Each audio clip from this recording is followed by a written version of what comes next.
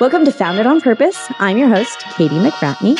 Each episode, we welcome a founder, investor, or ecosystem builder to answer the same set of questions. And while those questions might be the same, the conversations and insights they open up are always wildly different and, I would say, impactful. So today, I am talking with Ashwath Narayanan, the co-founder and CEO at Social Currant, the platform that matches social impact organizations and nonprofits with influencers and content creators across social media platforms.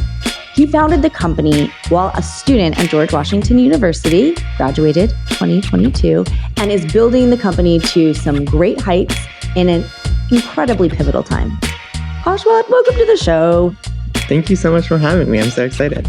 I feel like January 2025 is like such a necessary time to talk to you about not just what you're building with Social Currant, but why. And the first question we start with everybody, if you're game. Always. In one word, what's your purpose? I cheated on this a little bit because I went and tried to watch a little bit of the other episodes, and so I knew this question was coming, and so I had a little bit to think about it the last 15 minutes at least. And I was going back and forth between a few words, but I think the one I stuck to was consumption. I feel like a lot of what I do and what I'm trying to do and what we're sort of trying to do at Social Currant is change how people consume things, whether that's consuming media, whether that's consuming products, whether that's consuming behaviors. How do we sort of like change and impact how people consume things for the better? And so I was like playing around with media impact, but consumption felt like a lot more relevant to what I'm trying to do and what we're trying to do at Social Currant. That's a first that word has been a purpose on the show, and I love it. When did you kind of like this awareness around like how we as a culture and as individuals consume media, consume products, consume so much? Like, when did that start? Like, when did you become to be like aware of it and feel called to actually work on doing it better? Yeah, so I've been involved in sort of in media for the longest time, whether that's been through sort of how I consume media or whether that's been through how I write and all sorts of things. But it really started when after high school, I took like a gap year to work at a marketing agency, and I was helping sort of organizations run social media campaigns. And I was thinking through how sort of I was on the other side of consumption, where I was trying to get other people to consume media, to consume products. And that's what really kickstarted my insight into media. And then when I moved to the US, when I moved to college, just being at GW, being in DC, I started looking at more of how politicians consume and distribute media, nonprofits consume and distribute media. And so that's also another place I sort of started getting into the media space, which then along the way brought me to Social Currant. But for the longest time, I've been involved in media and consumption and how sort of I consume media, but also how I get other people to consume media. It's such an interesting thing because we are all part of that ecosystem and that cycle, right? Whether you consider yourself a content creator or have a personal brand or are absolutely, gutturally allergic to that concept, like we all as humans, regardless of how we use social media, right? Or the formats or the channels we do, like we as a society, like it's just woven into how we operate daily.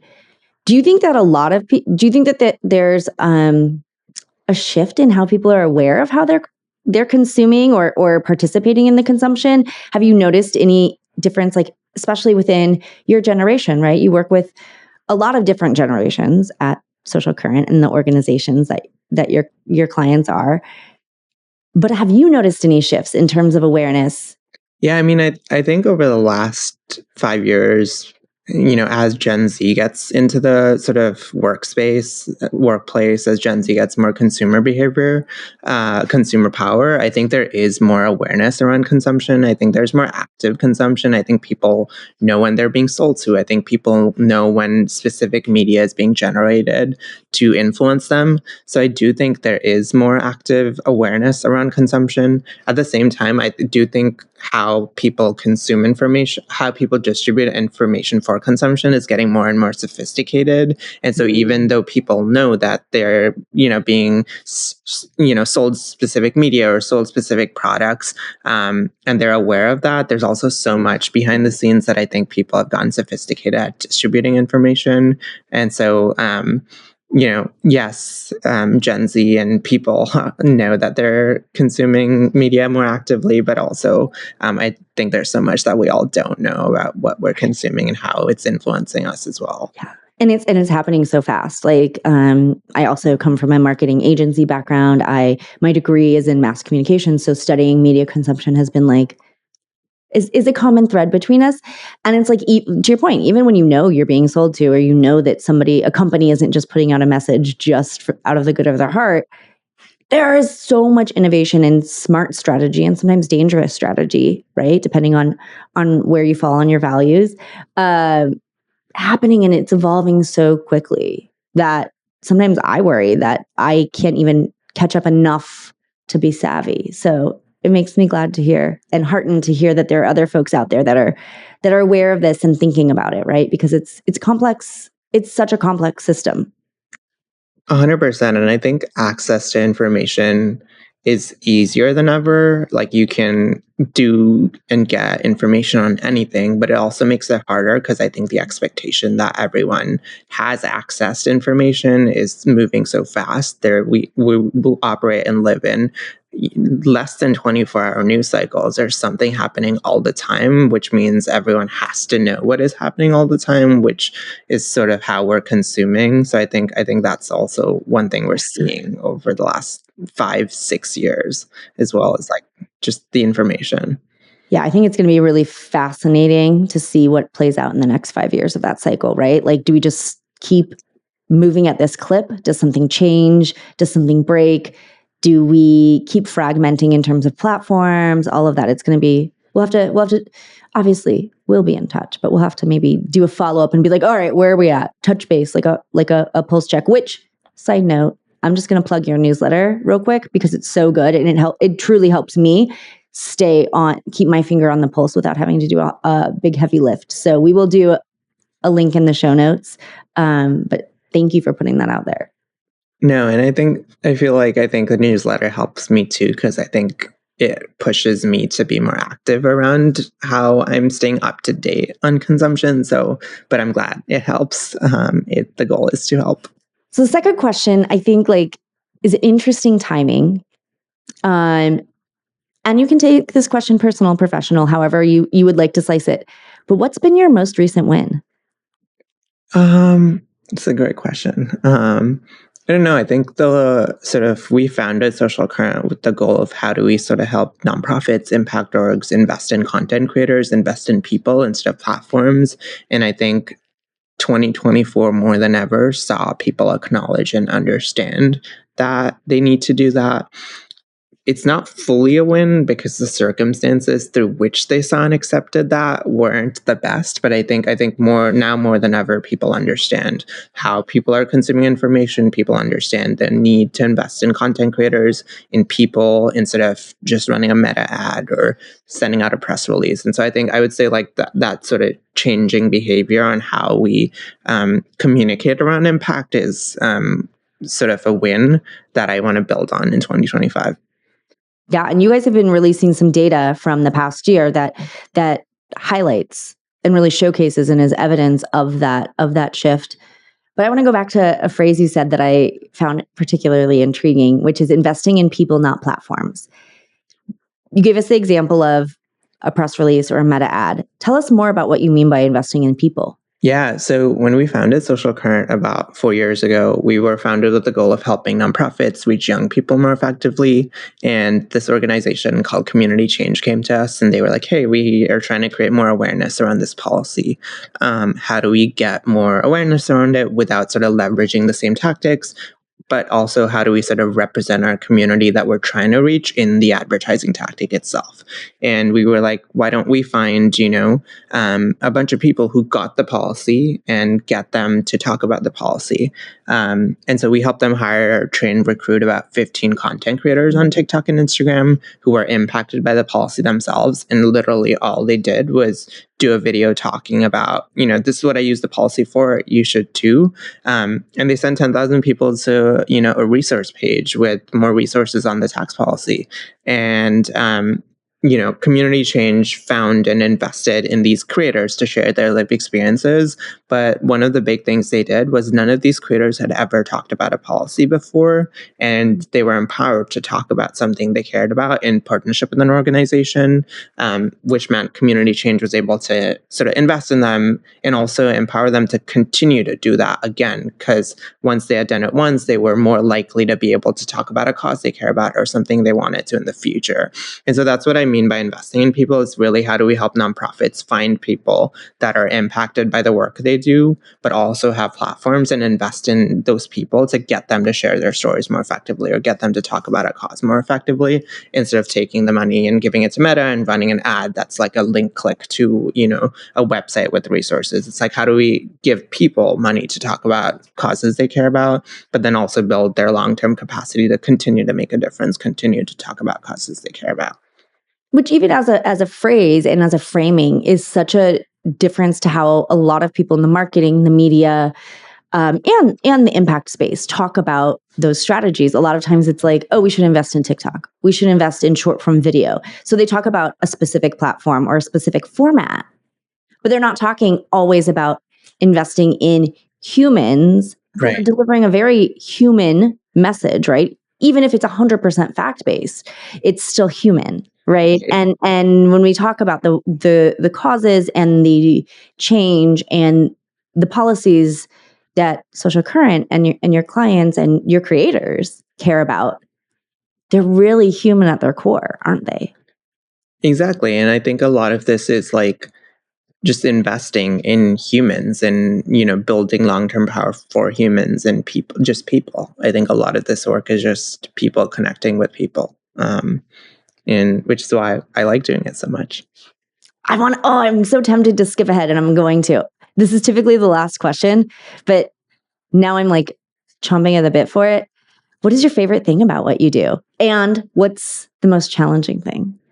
I think the favorite thing is just how many different people, like I get to interact with so many different people that are passionate about so many different things, but also very creative. Like I feel like I operate at the intersection of like these really cool nonprofits that have staff and founders and executive directors that really believe in what they're doing and are looking to make a difference. Then on the other side, there's creators who also really believe in what they're doing, but are also so creative, have so many different unique ways of telling stories. And so I like the intersection of sort of impact storytelling and sort of how we can leverage these creator stories, but also then make a difference. So I feel like the people I meet and then the ability to sort of harness those stories of those people is one of my favorite things about the work we do at Social Currant, and just over the last 3-4 years. And then I think the challenge, I think we operate in a space that for the last 10-15 years has invested in specific tactics and is slow to adopt new tactics and trying to move from sort of how do we, run a TV ad or a Facebook ad or a press release into like, let's pay someone to do a video, I think is really hard. And so I think that's always a challenge, but it is moving for the better. What's that process like? Like you're an active part, you and the team are such an active part of facilitating that change within organizations. And it feels like, given the data that you shared and some of the stories you have, the pace is so much different than those older tactics of like, let's run a TV ad. And like the lead time and the cycle is just so much more compressed. Is that, one, is that even true? And two, what is it like operating at that pace? Yeah, I mean, I think the big sort of blocker around this challenge first is even the fact that a lot of times the people running a lot of these organizations or funding organizations aren't consuming media or consuming at the same level as us or even their staff. So I think, how do you get past that? The second one is definitely sort of like speed and capacity, right? Like, it's nonprofits are traditionally already understaffed, and it's in many cases easier to run a one-off, ad or produce a video and not have to do anything after that, versus build capacity around like finding a creator, signing a contract, talking to them, building a relationship, but then doing that at scale. So I do think time and speed is one of the big factors that impacts this, and staffing. I think also it's similar to social media roles too. I think a lot of organizations underinvest in social media because it's hard to create social media properly and at scale and at speed. And influencers is sort of in that same bucket. Yeah. I mean, like my career in marketing aligned with the birth of social media, especially as we know it now. And even then, it was still hard to get adoption. And I noticed that same trend where the decision makers and oftentimes the budget holders knew that there was something there to those tactics and those strategies, but like they didn't consume that media. So that note that and that insight that the media consumption, right, and the content consumption patterns are just very different sometimes between the decision makers and the staff, and the audience. And acknowledging and helping bridge that disconnect is so powerful. And even then, like, it felt like social media was moving quickly and was understaffed, right? Like, social media is an entire thing. It's not even like it was in 2010, where it was like you have Twitter, you have Facebook, you have Instagram, you have YouTube. It's like so fragmented. There's so much nuance. There's so many products within even one of those platforms that it can be overwhelming, I think, for some people to think about how they start. So in addition to, some of the advice you've inadvertently given I'm viewing it as advice, and I'm hoping that our listeners will as well. Like, what do you tell people when they're like, yeah, I know I should be doing this, but I don't know where to start? I think I get asked that question a fair amount, and my like go-to is always sort of like, start by consuming the way you would want your audience to consume your content, right? I think it's like, it's hard to be good at TikTok when you don't understand TikTok as a platform. It's hard to be good at LinkedIn if you don't understand LinkedIn as a platform. So I would say like the biggest thing is start consuming so that you know the culture of a platform or of social media, you understand it. It doesn't have to be 10 hours a day. It can be 10 minutes on each platform, but you never know until Please don't do 10 hours a day. Exactly. Everyone. I hope you're not doing 10 hours a day. Do you feel like you're on the platforms more? I don't think so. Thankfully not. I think like I'm on platforms a fair amount, but I see like TikTok is my main one, and I use it less in like a work capacity. I'm on LinkedIn a fair amount for work. But I think for us, most of our work is how do we sort of find and invest in creators, and they're the ones that are big on these platforms, and we don't have to do a ton with the platforms ourselves. So thankfully, I'm not consuming too much content. So with that said, like we've gotten into like some media semi like heavy topics, right? With media consumptions, the impacts of those, all of that. I'm curious. You talked about some of the creativity and connecting with people as one of the best parts of your job. How do you play? I think the last year I haven't done a ton of that. Unfortunately, it's been sort of super busy. But I think for me, doing a lot of work with creators does energize me. And I think a lot of it's like also within building the business, doing as much of the business that energizes me is, I think, the main way I try to sort of balance myself. I think I try to build tasks and things into what I do that I genuinely like doing. There's so much of building a business that is, not fun in many ways. And I try to sort of balance that enough so that I do get to do fun, whether that's, talking to creators that I care about on an active basis, or whether that's engaging with the team, or whether that's intentionally sort of, reading and consuming the content I like, stuff like that. I think that's my biggest one, is just like building separation into the work I do, because so much of what I do is just work.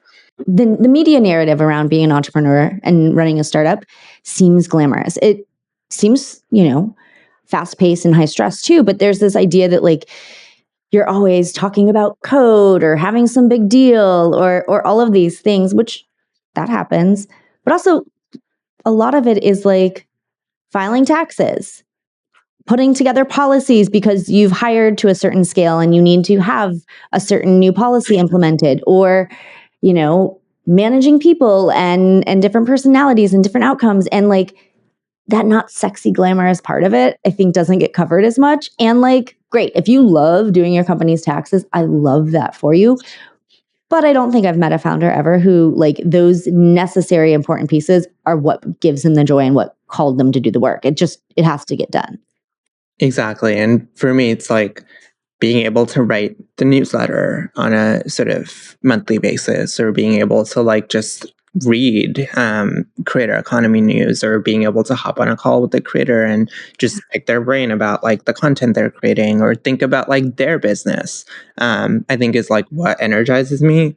And it's, in addition to, obviously I have to do the taxes, but it's like, how do I build in enough of what I like to make sure that it keeps me going, is I think an important thing to do, and all founders should be doing. Which is really important because, like, to your point, like you're like, well, I haven't done a great job of it this year. Y'all, we're coming off of a very huge election year, not just in one of the races, but in many, many, many, and globally. I think I saw something like there were 17 like globally national like leaders being elected, and it's a lot. So like what I'm hearing is that you intentionally like have baked this in, knowing that in 2024 you weren't going to get, it's not like you're able to take a month off and do a sabbatical. Right. And like most founders aren't able to do that for quite some time, but you don't have to wait to give yourself those doses of play, those you can build in a pattern and build a routine and give yourself those moments of play so you're not stretching yourself too far.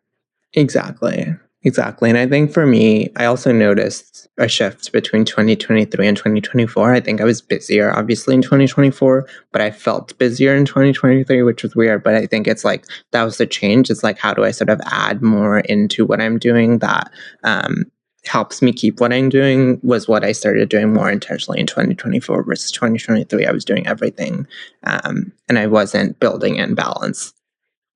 And that's a path to burnout, and none of us want that. And I think that's also, though, very relatable for anybody doing any kind of mission-driven work, whether you're an entrepreneur, work in a nonprofit, doing it personally in your own advocacy. When you're mission-led, it feels like you've got to give it all the time.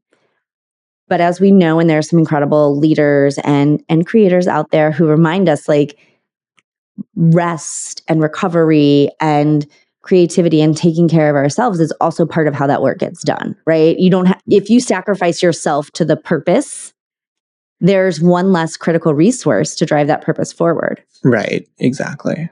Which I think a lot of people know, like, intellectually, but how do you actually operate like that is the challenge. And you've given us a useful framework.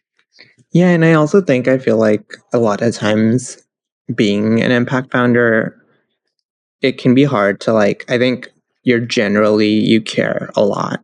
And I think it's important in many ways to take a step back, and understand how you can impact what you care about. And for me, it's been understanding that Social Current is how I make a difference. I think earlier it used to sort of be like, how do I do everything and anything to make a difference? And now I'm like, okay, how do I channel my energy into Social Current and use that to make a difference? And that's been helpful in terms of like not trying to do anything and everything about what I care about, because I think otherwise you burn out really easily. Absolutely. We've talked about a lot of things you've gotten right, especially that entire last section. I'm curious, when was the last time you were wrong? I mean, I think like in a very tactical way in 2024, we overestimated the role of short form in sort of media consumption. I think a lot of conversation has been around TikTok and Instagram and YouTube Shorts, and I think people do want to consume that content, and that is how culture is formed.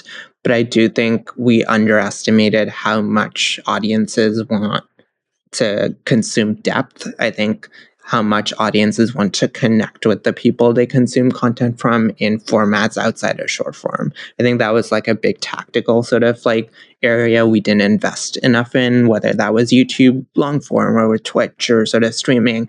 I think people want more depth from their content, and I think we over indexed on like how do we get short form media out there. And that's not to say you don't get depth with short form, it's just harder to do that. And so I think that was like a big tactical thing we sort of got wrong in 2024. Honestly, I think a lot of folks did, right? Because there's so much buzz and data, right? It's not just a story. It's true, right, like around short form.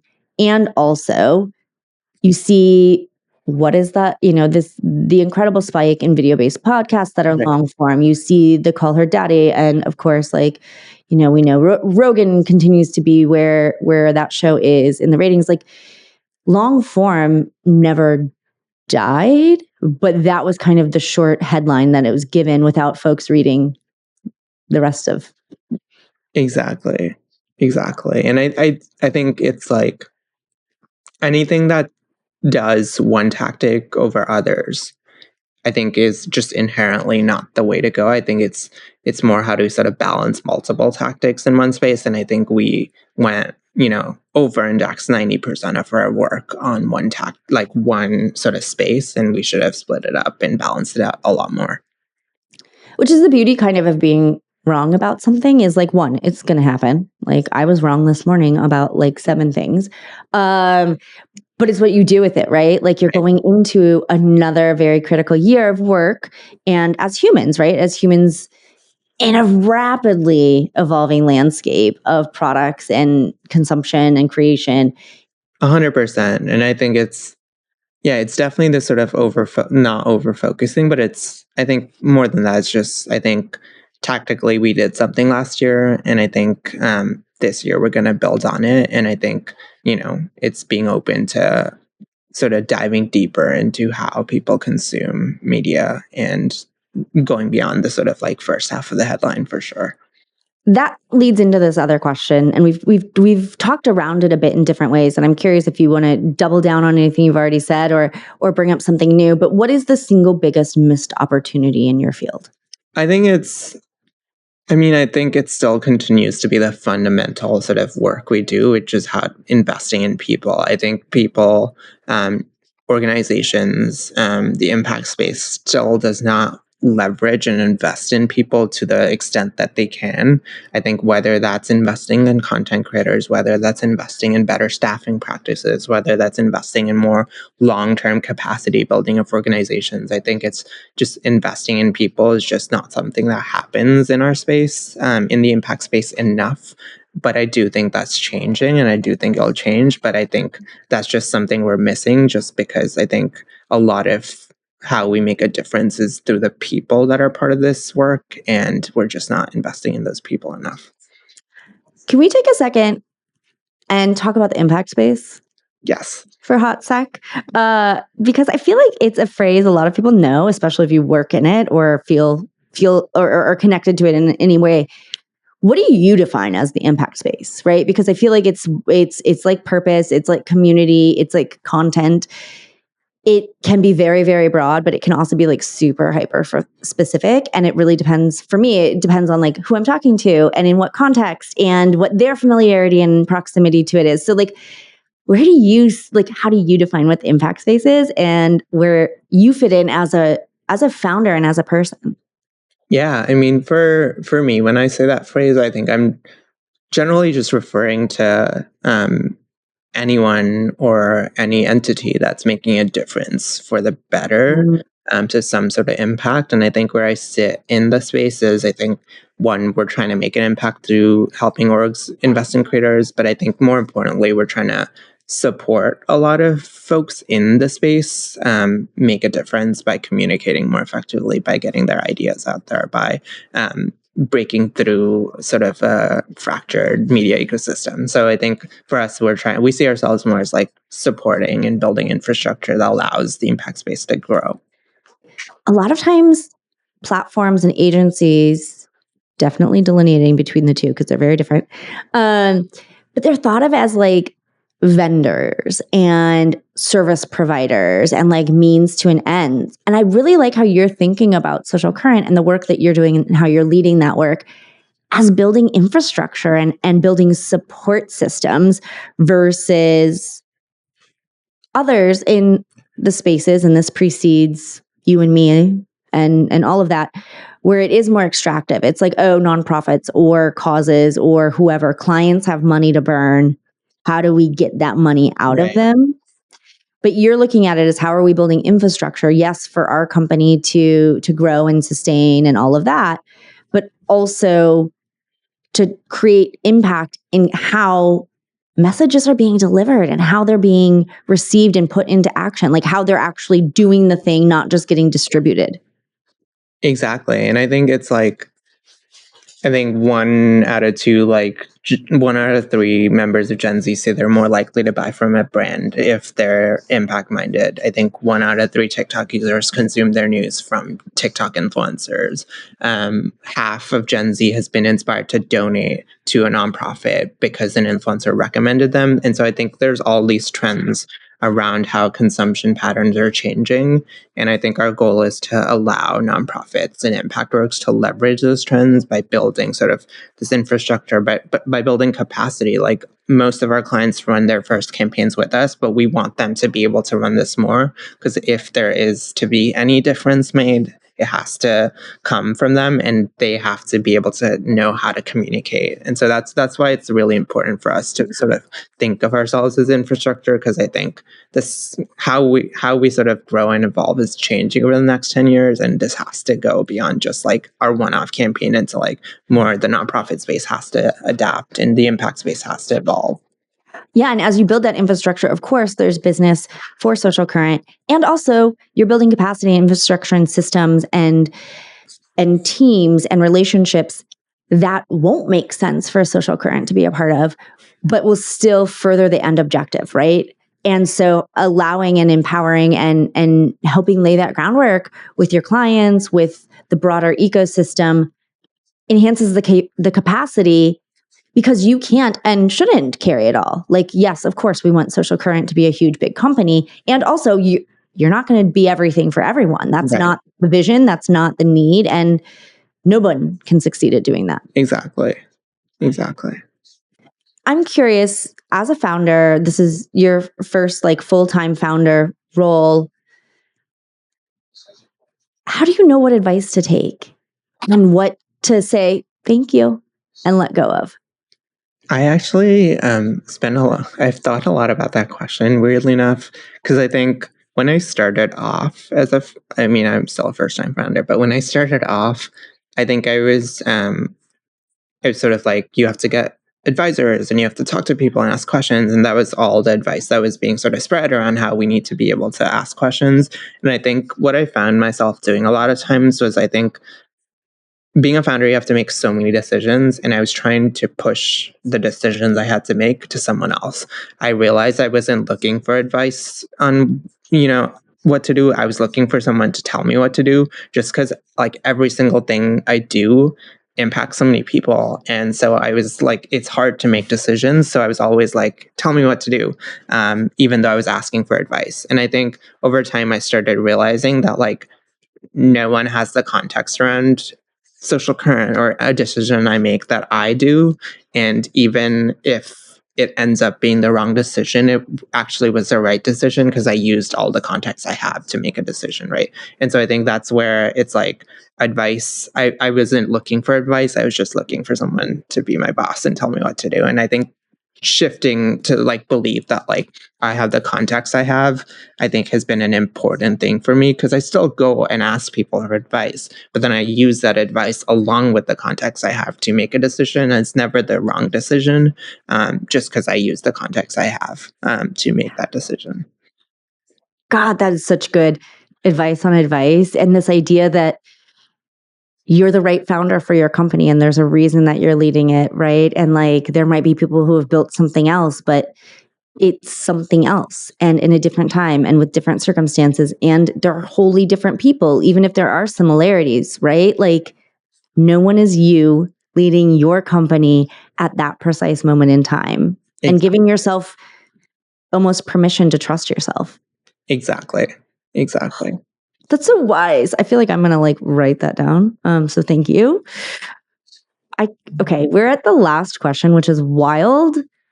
And we've never landed on this one before. So I'm super excited because I feel like it's so relevant to you and Social Currant and all of that. What's a hill you would die on? This is like still very relevant to the work we do, but like I think like being an influencer is a real job. Like I think a lot of times conversations around influencers are centered around who a lot of people think are traditionally influencers, which is celebrities. But like being a content creator is very hard.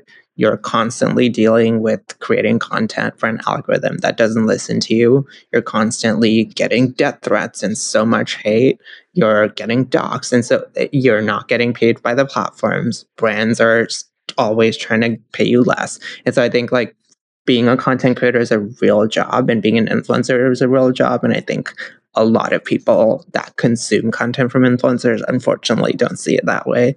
And I will always sort of die on the hill that being an influencer is a real tough job.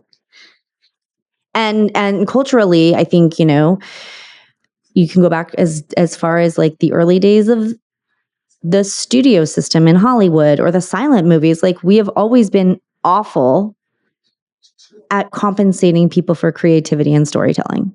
Yep. But we can't stop consuming it. We just want it all for free. Exactly. No, and I think it's like, I don't think it's like a conversation around what jobs are harder. It's just, it's a real job, and it's a hard job. And there are many real hard jobs, and being an influencer is one of them. And I think we need to sort of acknowledge that. Yeah, you're also an entrepreneur. You're building a business. You're building a brand. You're navigating platforms as they're changing in real time, and policies are changing and features are changing. And I love how you said the algorithm, it doesn't listen to you. Like you should just have that on a shirt. I would buy it. I would wear that hat. Just a little idea for some Social Currant merch. Thank you, Ashwath. This has been so just amazing talking to you about everything from our media consumption to TikTok to taking advice as a first-time founder. So appreciate the time. Everyone, go check out Social Currant, connect with Ashwath, like do all of the things. There's going to be plenty of links in the show notes, and we will see you the next time on Founded on Purpose.